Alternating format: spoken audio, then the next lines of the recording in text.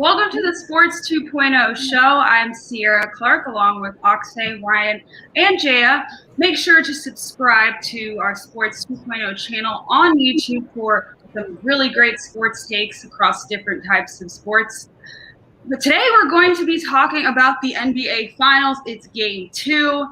Back in Phoenix, the Suns defeated the Milwaukee Bucks 118-105 on Tuesday. And Game 2 is tonight in the Valley at 9 p.m. The Bucks were led by Chris Middleton's 29 points. However, that was just not enough to not let the Suns take them over.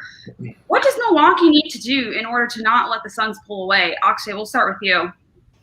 Yeah, so my main concern with the Bucks right now is their defense. I think Brook Lopez is a huge liability on the court right now. Too many times he finds himself at the top of the key trying to guard, smaller players and Chris Paul, Devin Booker, and he's getting cooked all the time.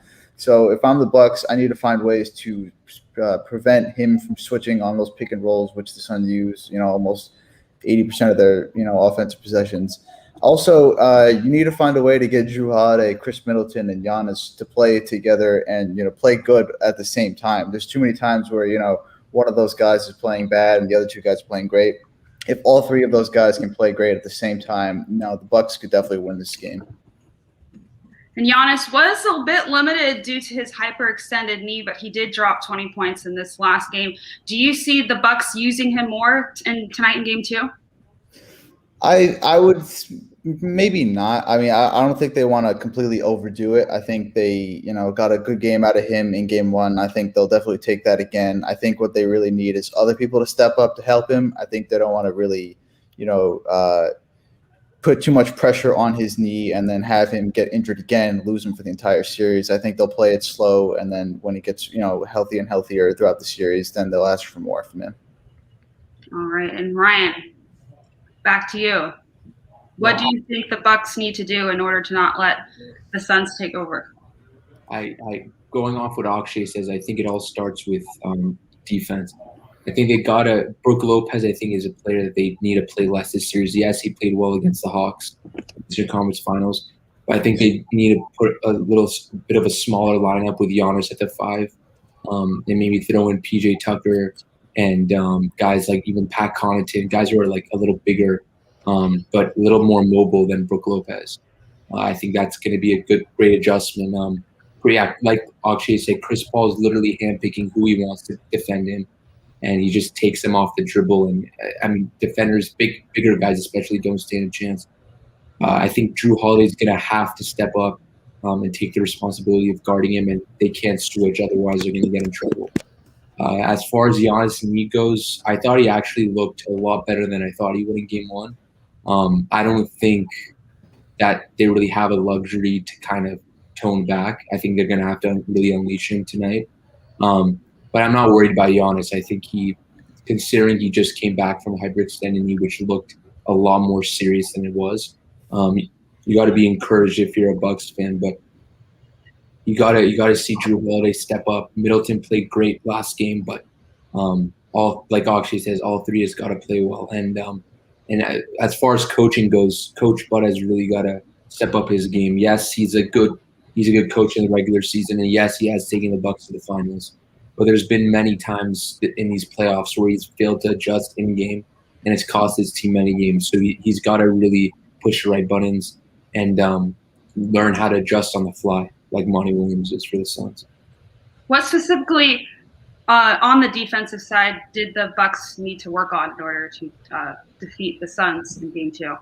I think they're giving the Suns like too much space. I think they got to really press up in their face and really get down. You got to apply some pressure. The Suns look very comfortable, and in order to disrupt a good offense, you got to really get in their face. Yes, they might get to the basket more, but you have Giannis for a reason. He's a great defender. I believe last year he won Defensive Player of the Year, so he can patrol the paint, and so he's obviously great secondary help. So I think you got to really pressure Phoenix. They have some great shooters, and you can't let them get comfortable and run their offense. All right, and Jaya, what do the Bucks need to do in order to take Game 2? I agree with these guys. They do definitely need to make some adjustments on defense, as well as just create a more consistent dynamic between their top guys. I agree that Brook Lopez should be played a bit less this game. As far as Giannis goes, though, I mean, I was very surprised that he was played in game one and how he performed along with everybody else. He played well despite their loss. He had a great block in the second quarter, put up 20 points and 16 rebounds, and I expect that he'll be even stronger tonight. Malika Andrews, who's a sideline reporter and she's covered the Bucks for 3 years, said that he never felt so positive after a loss, and it was really because of how healthy he felt. So I predict he'll be able to be close to 100% tonight, and if so, if he can perform that way, it will really give the Bucks a lot of the momentum that he needs. I think Giannis has been able to gradually get deeper and deeper into the postseason, improving his game and taking accountability. So I think that will help them as well. Do you see the Bucks winning tonight, Jaya? I do not see the Bucks winning tonight, solely just because the Suns are stronger overall. They're healthier, and they're at home. But I do think that when the Bucks get back to Milwaukee, that's when the series could possibly really start. I do think they could take a game or two in Milwaukee. But as of right now, I think offensively, the Suns are just stronger and healthier and more of a powerhouse. All right. And as a powerhouse, they were able to pull away in the third quarter, which includes a 16-point performance by Chris Paul in the third quarter alone. He had 32 points total. At 36 years old, does he have more left in the tank? Akshay, we'll start with you. I think so. I think, he said it before, he worked his entire career to get to this point. I don't think he's going to run out of energy anytime soon in these finals. I think he's going to give it, I think he's going to give it 110%. He definitely had a great game in game one. Played a lot of minutes in the Western Conference Finals after missing those first two games. But I think he's healthy right now. I think he definitely can go the distance here for the Suns. And I think he's going to continue his great run. I think he's definitely right now at the top of the MVP, Finals MVP ladder right now. So I definitely think he's going to continue this run. And if the Suns win, it's going to be because of him. And what part of Chris Paul's performance this entire series has given him possibly the chance of winning the MVP title? It's really the intangibles. It's his IQ and his leadership on the court. I think he definitely, the Suns are a very young team. They've got a super young core. Chris Paul is that guy that can really calm them down, lower their nerves late into the game, really understand how to attack defenses, how to orchestrate the offense to better suit everyone on the court's needs, understands where his shooters are, who he needs to pass to, where he needs to go, find open spots on the court. So I think his just overall IQ of basketball and his leadership on the court are definitely the reasons why he might win Finals MVP. All right, and Ryan, can Chris Paul continue his great run in this series? I definitely believe so. I think he's really smelling blood. He's never been closer to the championship. This is his first time in the finals. And every time we seem to count on Chris Paul, he comes back. I mean, you look at last year with the Thunder, they had a 0.3% chance of making the playoffs, and he led them to the 5th seed, which is really impressive. You got to give it to him. He's been magnificent. He took a Suns team who hasn't made the playoffs in 10 years to the NBA Finals with a lot of young players. DeAndre Ayton last year, people were arguing, is he a bust? It's a make or break year, and obviously he's not. He's been proven that he's been a great player, and I think that has a lot to do with Chris Paul's presence. Devin Booker has really stepped up his game. There's no two ways about him. I mean, obviously he was a great player before Chris Paul got there, but he elevated his game even more, and I think he's made for this moment. I think it sounds cliche, but Chris Paul has been the best player in game one, and I think he will be the best player going forward. But I think sometimes in the NBA, there's times where you got to give guys their respect due to their what they've brought to the game and so on. And I think because it's just such a storybook, quote unquote, ending to his career, I find it really hard to believe that the Suns win, they won't give the MVP to Chris Paul. He's been a great ambassador for the NBA. I believe he's works with the Players Association. He's been a great point guard. Obviously his play is backing it up, but let's say Devin Booker goes crazy in like these next 2 games, and Chris Paul comes back and has like a 25-point, 10 assist night to close out the series. Despite Devin Booker's great performances, I don't see them not giving it to Chris Paul. All right. And Jaya, we'll go over to you. Can Chris Paul continue the dominance he's had so far? Yes, most definitely. I completely agree with the points that you guys have been making. Chris Paul is just a leader. He's a textbook leader. He's one of the hardest workers and one of the best point guards. He's proven to be an amazing mentor as well for the younger guys on the team. I think one of his biggest strengths throughout these playoffs has just been that how he's just a great floor general. The team has a really, really strong dynamic because of his heart and his sacrifice.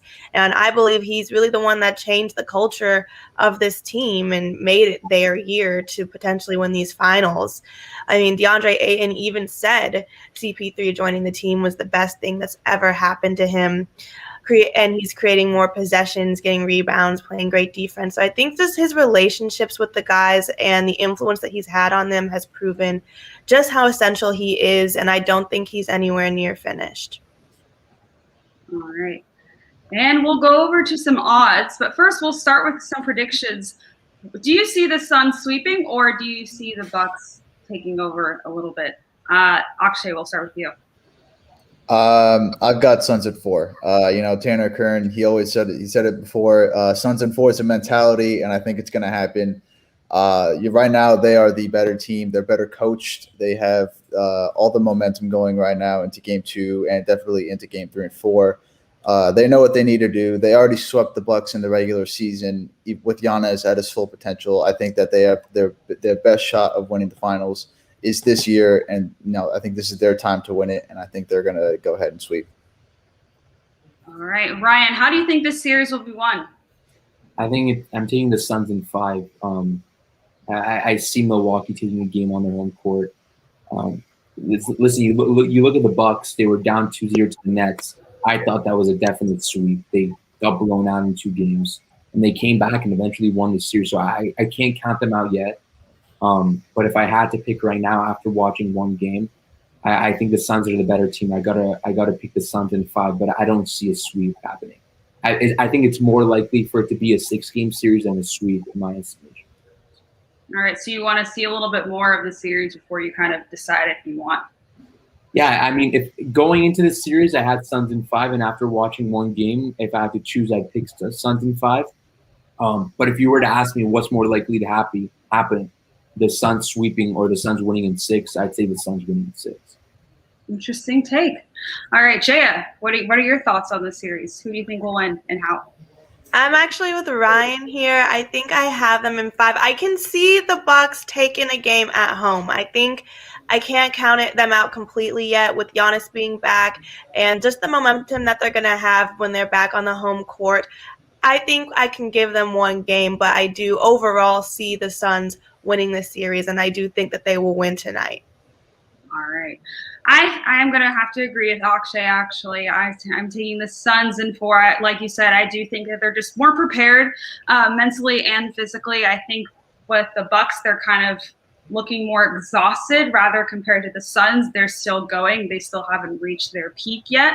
And I think they still have a lot more left in the tank. I think CP3 is also, like you guys have been saying, that he has a great on the court, but he's also a great locker room guy. He has a very high basketball IQ, and he's a mentor, like you pointed out, Jaya, to these younger players who thought that they were busts like DeAndre Ayton, but they've been able to come out of their shell and really perform this season. And I just think that the Suns have a lot more left in the tank, so I'm taking the Suns in 4. And now we'll go over to some betting lines. I'm going to start over with the odds provided by FanDuel.